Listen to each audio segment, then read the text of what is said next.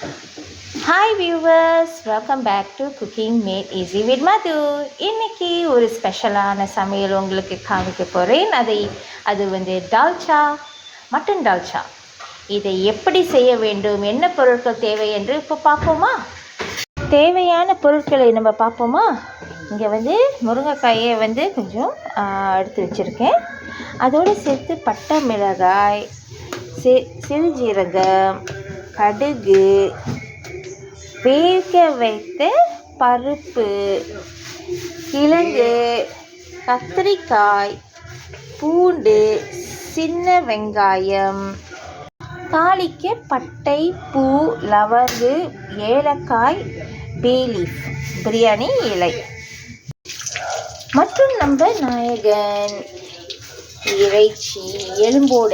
இதை வந்து நான் என்ன செஞ்சுருக்கேன்னா, அரைத்த இஞ்சி பூண்டு, மல்லி தூள், மஞ்சத்தூள், மிளகாய்த்தூள், சீரகத்தூளோட சேர்த்து நன்றாக வந்து கொஞ்சம் நல்லா ஒரு நாள் நல்லா ஊற வைத்து இந்த மாதிரி நான் எடுத்து வச்சுருக்கேன், சமைச்சிருக்கேன் பாருங்கள். ஓகே, இப்போ இந்த செய்யும் முறையை பார்ப்போமா?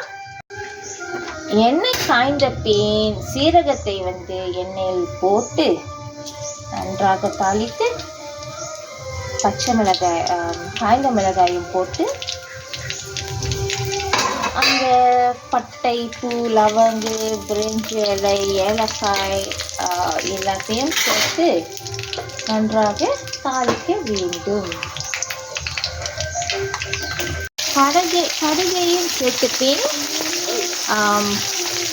வெட்டின பூண்டு, சின்ன வெங்காயத்தை நன்றாக போட்டு தாளிக்க வேண்டும்.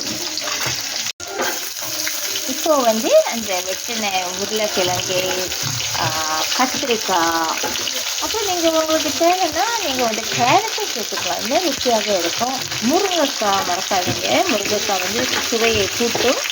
அதையும் சேர்த்து அப்புறம் கொஞ்சோண்டு உப்பு போட்டு அதை வந்து நன்றாக கிளறி மூடி வைத்து விடுங்க.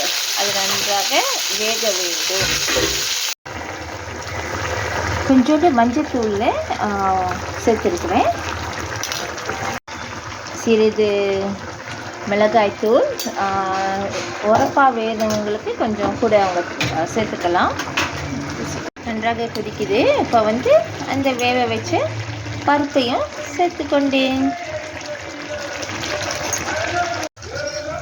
இதோட சேர்த்து கொஞ்சோண்டு புளி, கரைச்சி வைத்த புளி தண்ணீரை சேர்த்துக்கணும். இதை நான் வந்து உங்ககிட்ட சொல்ல மறந்துட்டேன், மன்னிச்சிடுங்க. ஸோ இப்போ வந்து நான் வந்து சேர்த்துட்டேன். இப்போ வந்து கடைசியாக இறைச்சியை போட வேண்டும்.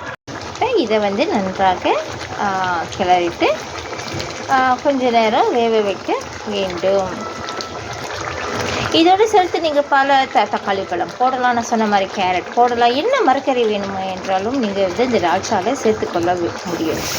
இப்பொழுது உங்களோட இறைச்சி டால்ச்சா தயாராகிடுச்சு. எவ்வளோ சுலபமானது இது! சைவமாக இருக்கிறவங்க இறைச்சி போடாத முன் அதை வந்து சாம்பாராகவும் எடுத்துருக்கலாம்.